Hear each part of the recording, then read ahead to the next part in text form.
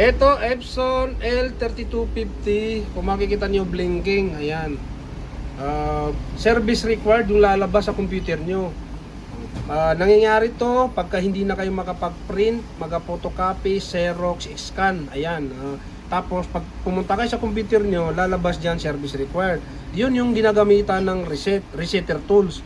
Hindi po lahat ng blinking paper jam yan or problema sa scanner ay nire-reset, nakukuha ng reset. Hindi po. Service required lang yung kaya nung resetter. Yan, yung ibang feature nun, may mga pang-cleaning yun, pero ang ginagamit madalas dyan, reset para mawala yung blinking.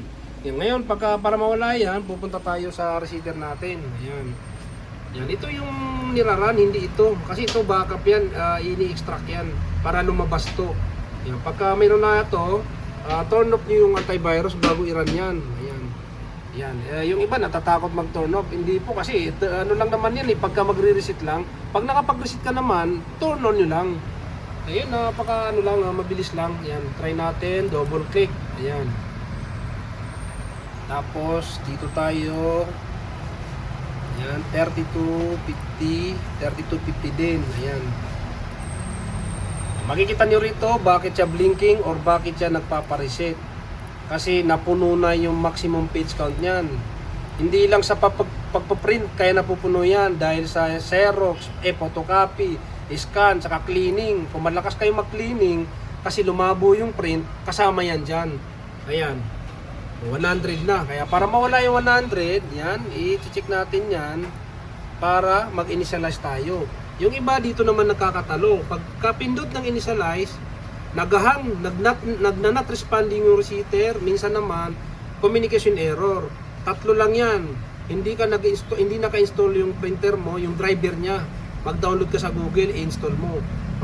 Pangalawa, may pending kang piniprint na hindi natapos. Siyempre, nagpo-print ka nun, hindi natapos, nag-service required na or nag-blinking na. Naiwan yun sa CWAT printing or doon sa dito sa ano sa computer, sa ano niya, check mo dito.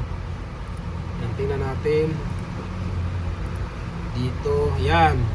Device and printers, makikita mo yan dito, yung driver kapag naka-install. Yan, dito mo makikita yung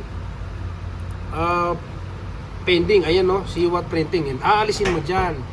Pangatlo, pag ayaw pa rin, i-check mo yung mga cable. Magpalit ka ng cable or yung saksakan ng cable, baka maluluwag.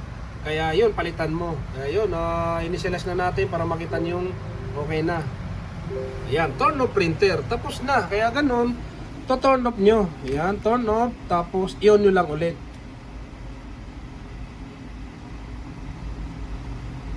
Turn off natin. Ayan, tapos on. Ayan, wala na yung blinking. Ayan, ganun lang mag-reset. Huwag niyo pong kalimutan i-like, i-share ang ating video. Maraming salamat. Ayan o, wala na.